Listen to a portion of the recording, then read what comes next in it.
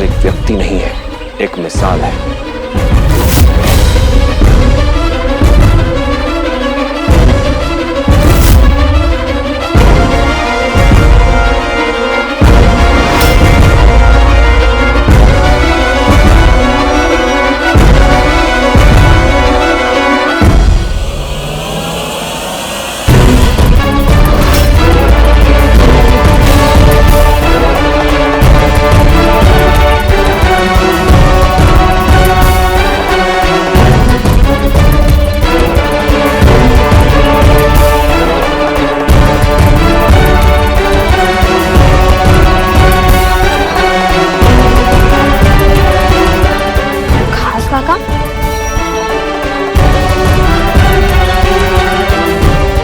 लड़ेंगे?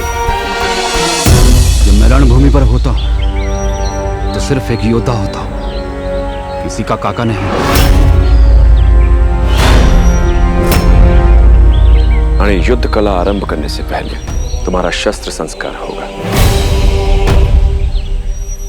आप चाहे जितनी कोशिश कर ले शाहू जी, आपकी जिंदगी और मौत दोनों हमारी कैदी हैं, और आपका खून चाहे जितना खौले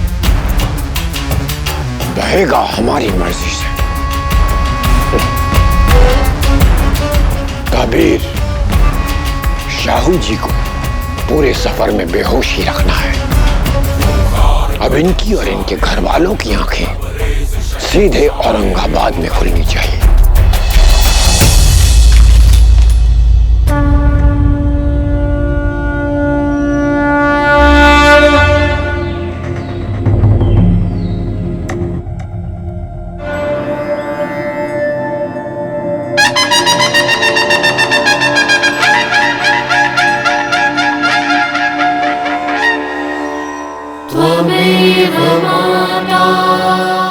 प्रत्येक युद्ध में अपराजित रहो।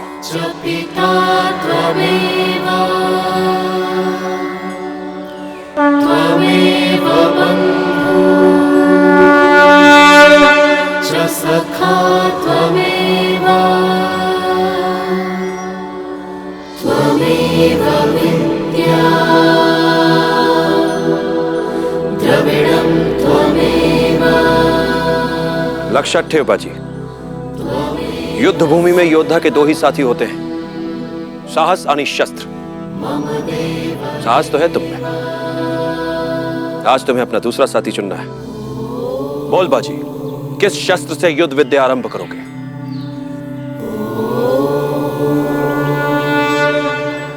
आज की विजय में तुम्हारा बहुत बड़ा योगदान है, इसलिए राजे तुम्हें कुछ देना चाहते हैं।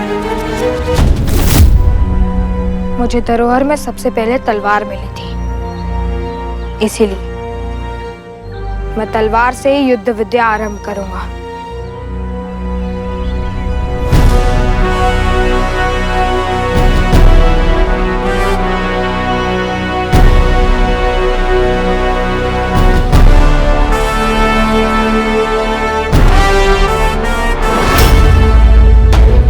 अब ये तलवार तुम्हें तब ही मिलेगी जब तुम युद्ध कला का पहला पाठ सीख जाओगे।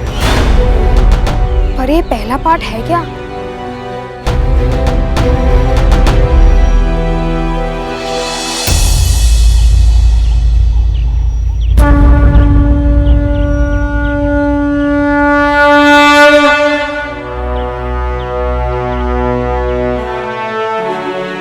युद्ध शास्त्र में सर्वप्रथम अपनी रक्षा करना सिखाया जाता है। युद्ध कला का पहला पाठ स्वरक्षा कला, उसके पश्चात आयुध विज्ञान अर्थात विभिन्न प्रकार के आयुधों का ज्ञान और उनके संचालन में निपुण होना। उसके पश्चात वीर विद्या अर्थात एक योद्धा होने का विज्ञान, फिर शास्त्र विद्या और फिर धनुर्विद्या।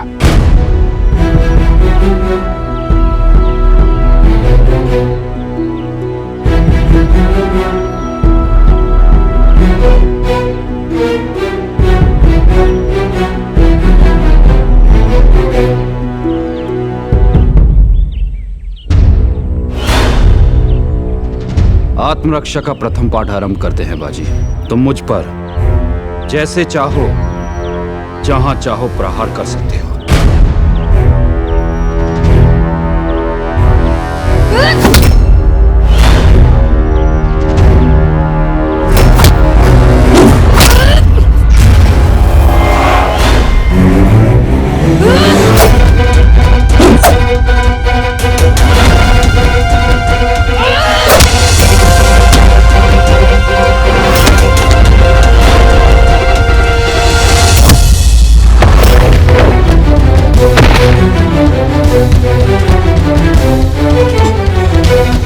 बाजी, उंगलियों से प्रतिद्वंदी की आंखों पर प्रहार करो। अब अपने पैरों से शत्रु के पैर पकड़ लो।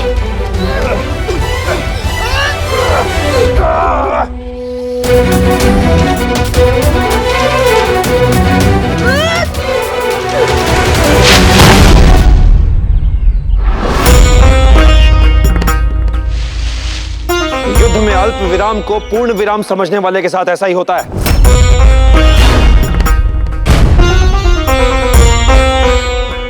हवाखास, जो अपनी गलती से गिरा उसे उठना भी स्वयं सीखना होगा। चला।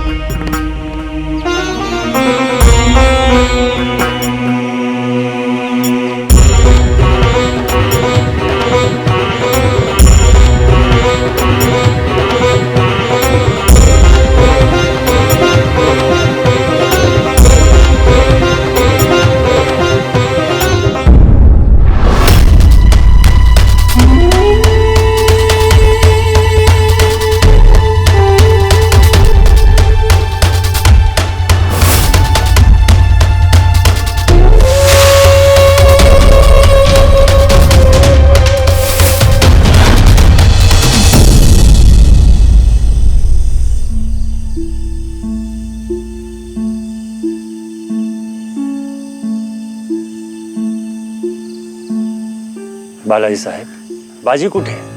वो भोजन नहीं करेगा? सीखने की धुन सवार हो तो न भूख लगती है न प्यास।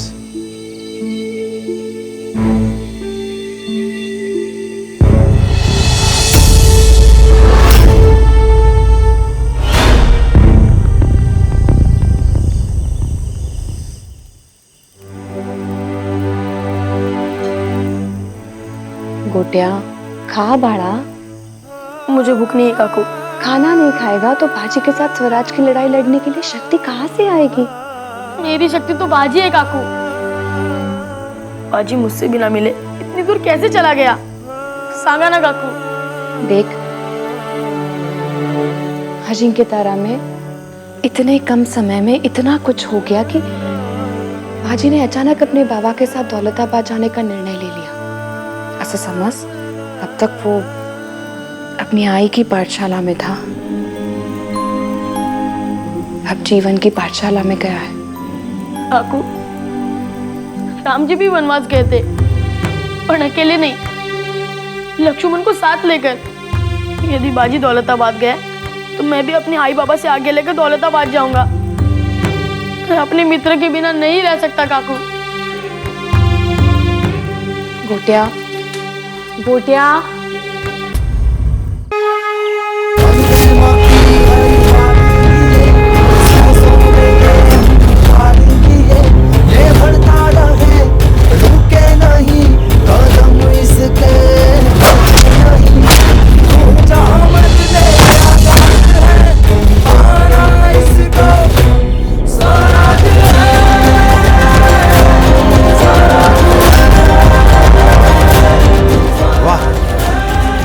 कल तक जो स्वयं को छुड़ा नहीं पा रहा था, एक ही रात में ऐसे दाव पे सीख लिए कि अब मैं स्वयं को नहीं छुड़ा सकता।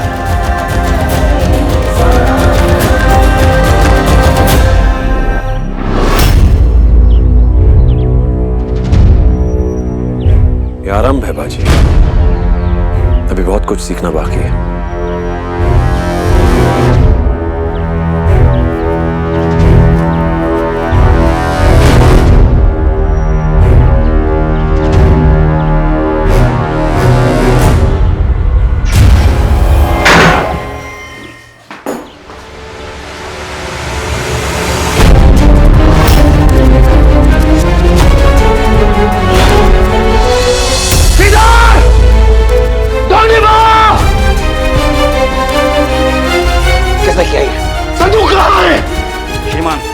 मुझ पर क्रोध क्यों कर रहे हैं? मैं तो मात्र अपने वरिष्ठ अधिकारियों के आदेश का पालन करता हूँ। बिना आज्ञा के आपने ये कर दौलताबाद से बाहर कैसे भेजा? बिना पूछे आपने ये कदम कैसे उठाया? आप हमारे अधीन कर्मचारी हैं। जी हम आपसे छोटे कर्मचारी हैं, लेकिन आपके ऊपर और भी लोग हैं जिनके आदेश आने पर प्रश्न नहीं पूछे जाते। हमें मिलना है उस वरिष्ठ अधिकारी से जिसने आपको ऐसा करने के लिए कहा है। वो दौलताबाद से बाहर गए हैं काम से, आपसे कल मिलेंगे। लगता है वो आ गए।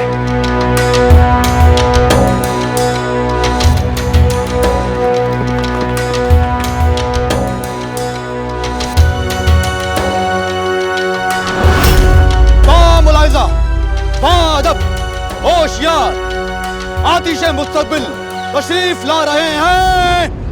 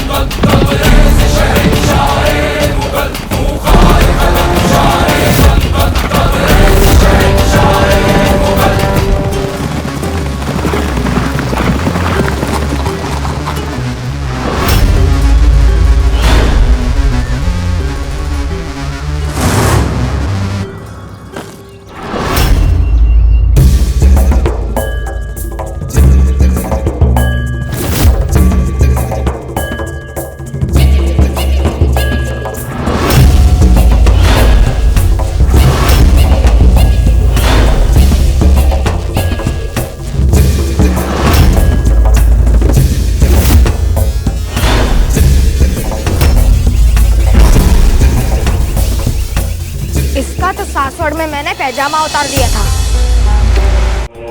शेर बन जाते हैं।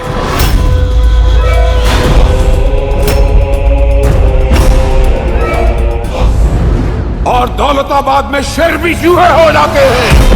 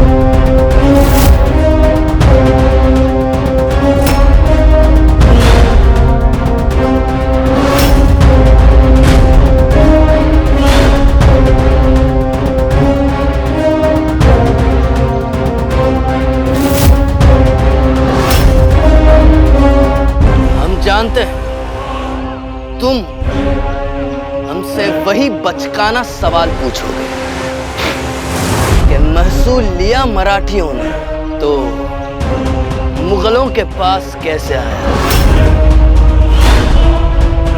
बड़ा अजीब दस्तूर है मराठियों का। इंसान की कद्र तो करते हैं पर उसके मरने के बाद।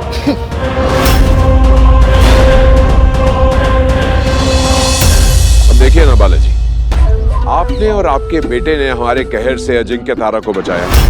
अगर आप मुगल होते तो शहंशाह औरंगजेब आपको इनाम और अकराम से नवाजते, जागीरें अता फरमाते, ऊंचा मनसब देते। और तारा रानी साहब ने क्या किया? तुम्हें यहां मरने के लिए भेज दिया। जो देश के लिए जीते मरने से नहीं डरते। अब आपको मरने का इतना ही शौक है तो आपकी ये ख्वाहिश भी पूरी कर देते हैं। नासिर, अब तुम अपने इस खिलौने से खेल सकते हो। अब्बा हुजूर, ये तो मामूली नौकर है। इन्हें मार दिया तो इनका रुतबा बढ़ जाएगा, ये शहीद बन जाएंगे। मराठी इनके नाम के बुत बनाकर उस पर फूल बरसाएंगे, इनके सामने अपना सर झुकाएंगे और दुश्मन को इज्जत की मौत मिले, इस ख्याल से ही हमारे दिल में दर्द सा होने लगता है। तुम चींटी की हैसियत रखते हो बालाजी विश्वनाथ भट्ट, और चींटी की तरह ही एक दिन मसल दिए जाओगे। तुम्हारा रुतबा ना जिंदगी में बढ़ेगा और ना ही मौत में।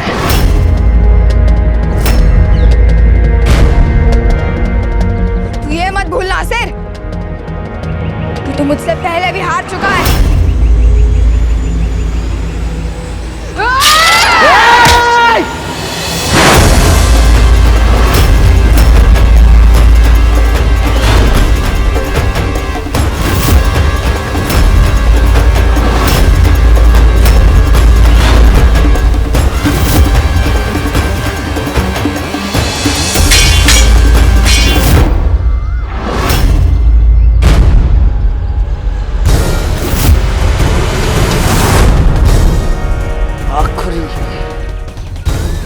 आखिरी मौका दे रहा हूं,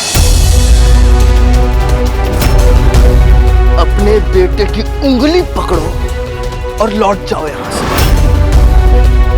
अगर आज के बाद दौलताबाद में दिखाई भी दिए तो हम तुम्हारी जिंदगी जहन्नुम से भी बदतर कर देंगे। तुम्हारे पास सिर्फ आज की रात है।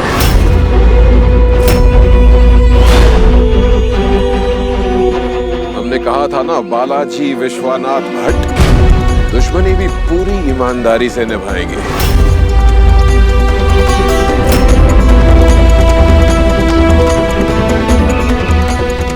चलो नासिर।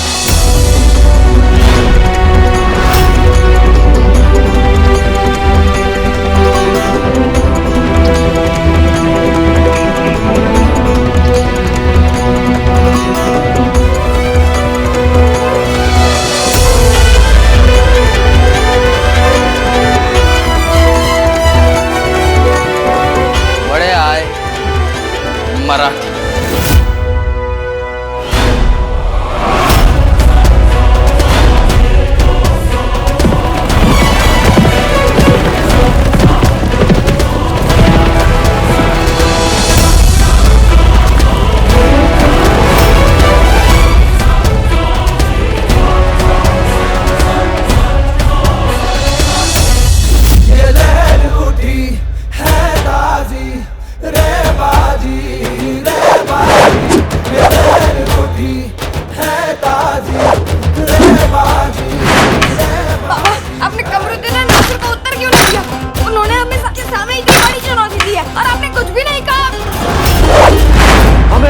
प्रयास करके वो मात्र अपना शत्रु धर्म निभा रहे थे, पर हम अपना योद्धा धर्म निभाएंगे। एक सच्चा योद्धा उत्तर होश में देता है, जोश में नहीं।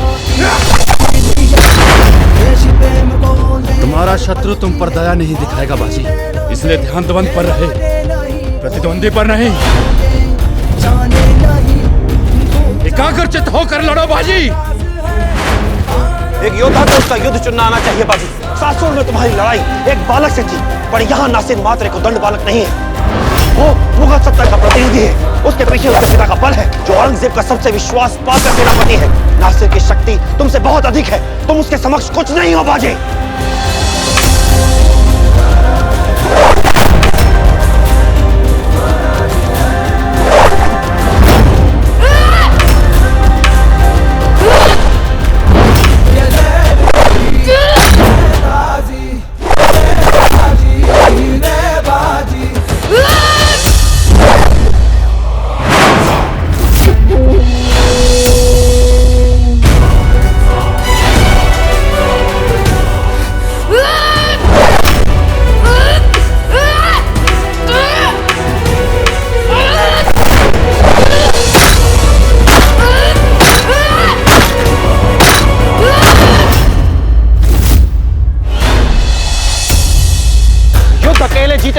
बाजी, युद्ध के लिए लोगों की सहायता की आवश्यकता पड़ती है, पर यहां तो अपने ही लोगों को सहायता की आवश्यकता है। यदि उन्हें स्वयं पर विश्वास नहीं है तो उन्हें तुम पर, हम में से किसी पर विश्वास नहीं होगा।